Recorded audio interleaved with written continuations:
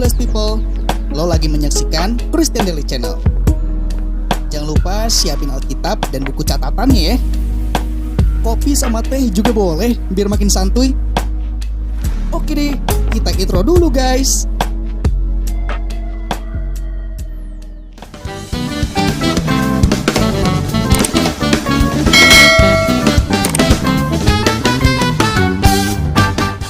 Shalom Blessed People, balik lagi bersama dengan gue, Unedo Tesalonika, dan lo lagi dengerin Christian Daily Channel dengan program Daily Bread. So, di video kali ini kita bakal membahas tentang jaminan khusus dari Tuhan Yesus Kristus. Nah, jaminan khusus seperti apa, kepada siapa, nanti bakalan gue bahas. Karena sebelumnya, gue mau membahas satu pembahasan yang general ya, terutama untuk channel ini. Nah, karena ini adalah video YouTube, sebuah aplikasi atau kanal yang luas ya, jadi penontonnya itu bisa dari semua jenis kalangan, tua atau muda, laki-laki atau perempuan, dan lintas suku, lintas agama, lintas negara, semuanya bisa nonton gitu ya. Nah, gue mau kasih tahu dulu nih, kembali gue ingetin dalam video ini buat Blessed People semuanya, bahwa semua konten di Christian Daily Channel itu berkaitan dengan kebenaran firman Tuhan dan pembawaannya anak muda. Jadi buat bapak-bapak, ibu-ibu yang semisalnya gak cocok dengan dialek kita nih ya, gue, lo, atau apapun itu ya, aku minta maaf ya, karena memang ini dikhususkan untuk anak-anak muda. Tapi kalau misalnya bapak ibu nonton gak cocok, jangan diberhentiin nontonnya ya, dikasih ke anaknya gitu. Karena memang ini untuk generasi-generasi muda. So, bicara tentang jaminan khusus dari Yesus, ayat yang bakal menjadi pembahasan kita dari Kisah Para Rasul, pasal 18 ayat 9 sampai yang ke-10. Dimana pada bulan ini, pada video sebelumnya gue udah kasih tahu bahwa di bulan Juli tahun 2021 ini kita ngebahas sebuah tema, yaitu The Joy of Suffering. Ya, bersukacita di atas sebuah penderitaan. Jadi ayat-ayat atau pembahasan-pembahasan berikutnya selama bulan Juli ini pastinya berkaitan dengan penderitaan nih, Blessed People ya. Oke, langsung aja kita bahas ayat yang menjadi acuan kita pada Daily Bread kali ini. Kisah Para Rasul pasal yang ke-18 ayat 9 sampai yang ke-10. Firman Tuhan berkata, pada suatu malam berfirmanlah Tuhan kepada Paulus di suatu penglihatan. Jangan takut, teruslah memberikan firman dan jangan diam.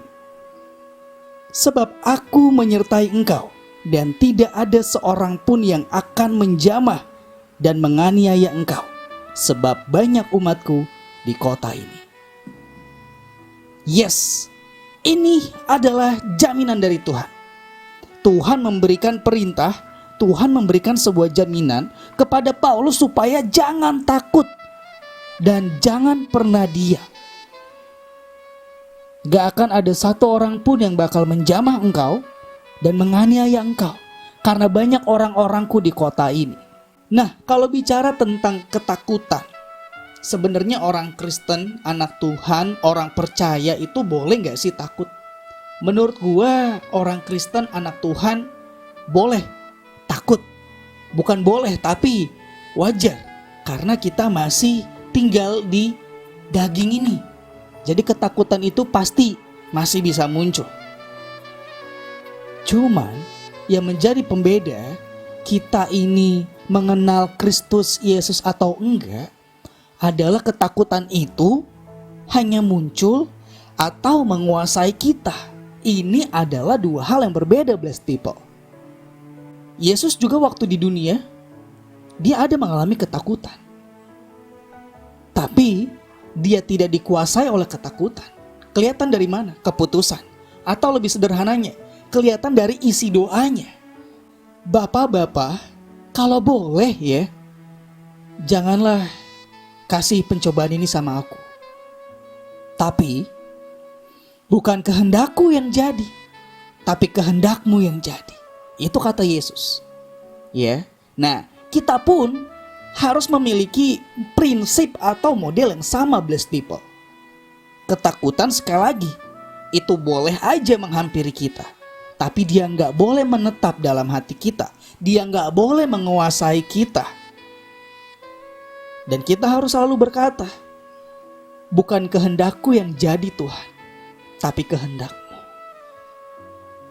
Jaminan khusus dari Yesus ini tentunya bisa dipraktekkan dalam segala hal. Dalam sekolah kita, dalam pekerjaan kita, dalam pelayanan apalagi. Ya, kenapa sih gue bilang di sekolah boleh, di pekerjaan boleh? Karena apapun yang kita lakukan di muka bumi ini, itu semuanya adalah dalam rangka kita harus mencapai misi yang Tuhan berikan secara pribadi kepada kita dan visi bagi semua anak-anak Tuhan, yaitu memberitakan kebenaran firman, menjadi saksi Kristus, menjadi garam dan terang dunia. Itu karena kita juga harus menjadi garam di sekolah kita. Kita harus menjadi terang di pekerjaan kita, bukan hanya dalam ranah pelayanan, tapi di sekolah juga, di pekerjaan, di keluarga, dalam relationship kita bersama dengan pasangan kalau berpacaran, dalam pernikahan, sampai kita mati. Kita harus menjadi garam, kita harus menjadi terang. Makanya perintah dari Yesus kepada Paulus ini itu juga bisa dipakai atau relate dengan kehidupan kita sekarang.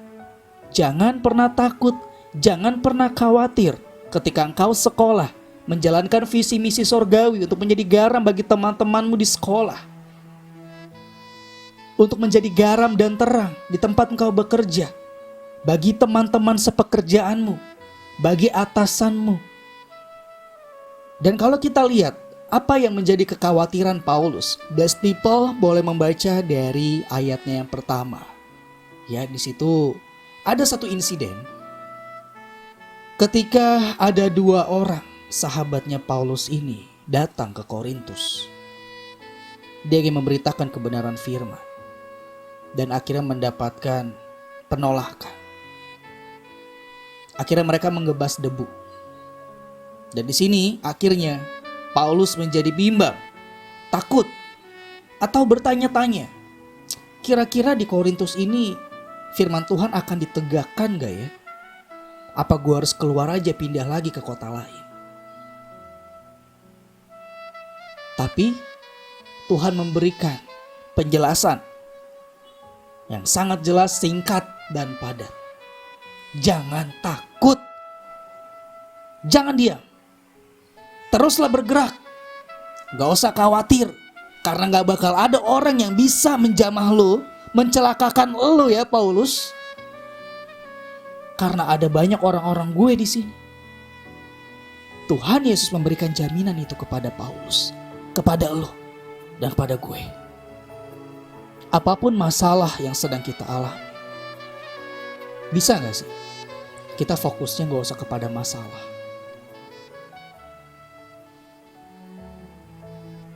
Roh memang penurut, tapi daging lemah. So, kalau lu udah pernah tahu ayat ini, jangan kita pelihara terus kedagingan. Jangan kita manjain kedagingan ini. Salah satu cara memanjakan kedagingan adalah dengan kita tetap berdiam di dalam ketakutan. Dan kembali, gue mau kasih tahu buat Blessed People, bahwa permasalahan setiap kita berbeda-beda. Salib yang harus kita pikul berbeda-beda. Tapi ingat, firman Tuhan berkata, pencobaan-pencobaan yang kamu alami tidak akan pernah melebihi kekuatan. So buat apa khawatir? Apa masih perlu untuk kita tenggelam dalam ketakutan? Apa masih perlu kita tenggelam dalam namanya keraguan? Gua rasa gak perlu. Dan satu hal lagi yang paling menarik dari ayat ini, yang harus dinotis adalah selain jangan takut, tapi juga jangan diam. Ini dia masalahnya. Jangan diam. Banyak anak-anak Tuhan, orang-orang Kristen, terutama yang masih bayi rohani, berpikir, yaudah gue berserah aja. tanpa melakukan apapun. Itu salah, blessed people. Ya, itu salah. Jadi yang dimaksudkan di sini, terutama dari ayatnya udah jelas banget, jangan takut, teruslah bergerak, jangan diam. Belajar untuk tidak takut, itu artinya lo harus belajar melakukan segala sesuatunya dengan nothing tulus. Tanpa pamrih. Ya, jangan lo ikut Tuhan, jangan lo melakukan kebenaran firman seperti lo kepesugihan, seperti lo main togel. Lo tenang aja. Sekali lagi gue mau bilang, blessed people ya, lo tenang aja. Tuhan lo dan Tuhan gue, ya Tuhan Yesus Kristus itu gak pernah ingkar janji. Dia selalu tepati janjinya dan dia sudah menyiapkan segala sesuatunya dengan sempurna. Oke? So dalam pembahasan kali ini berkaitan dengan jaminan dari Yesus untuk kita blessed people. Sudah selesai dikasih tahu ya. Sudah selesai kita bahas. Mudah-mudahan dalam video kali ini blessed people bisa mulai mengambil langkah untuk berjuang sama-sama belajar. Untuk tidak takut dan tidak diam. Karena jaminan dari Yesus sudah sangat jelas. Gak akan ada satu orang pun yang bisa menjamah kita, mencelakai kita. So, sampai ketemu lagi di video berikutnya. Ingat, jangan pernah menyerah, karena menyerah bukanlah sebuah pilihan. And as always, keep the faith.